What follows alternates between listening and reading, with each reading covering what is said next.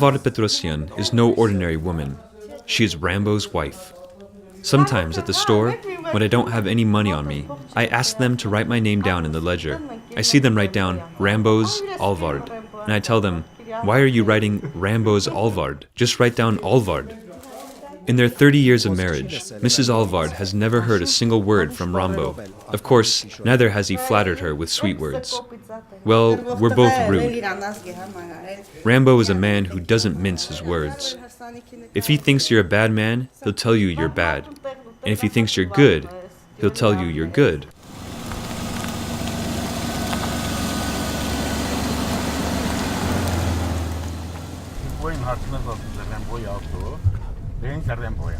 Everyone knows me.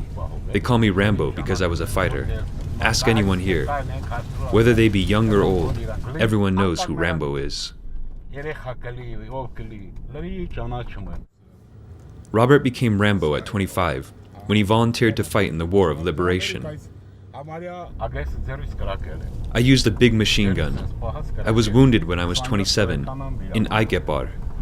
That was on October 7th, 1993.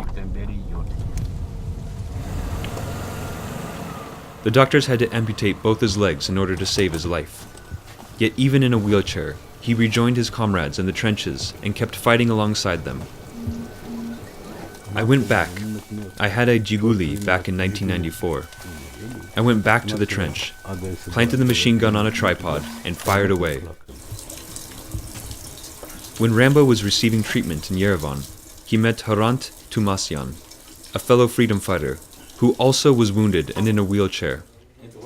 Within a few weeks, they became friends. Following their treatment, Robert returned to Tavush. He then lost touch with Hrant. 10 years later, he received a phone call from an unfamiliar number.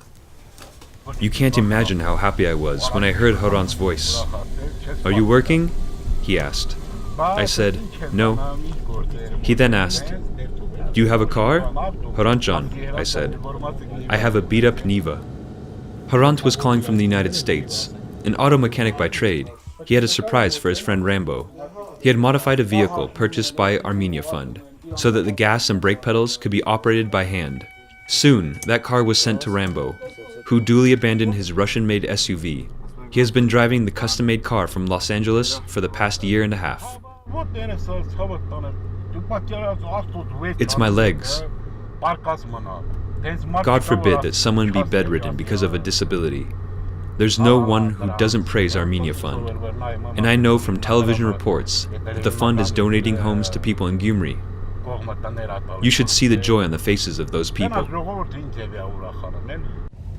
Rambo's car is never without passengers when he drives from the town of Berd to his village, Verin Garmiragbyur. Whenever driving up to the village, I give a lift to anyone who needs it. They all heap blessings on Armenia Fund.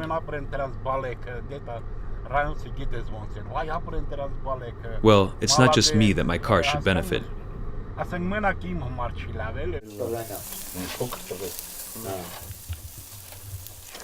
Rambo's son, Artsakh, is cooking the meat. Mrs. Alvard is juicing red grapes picked from their vineyard.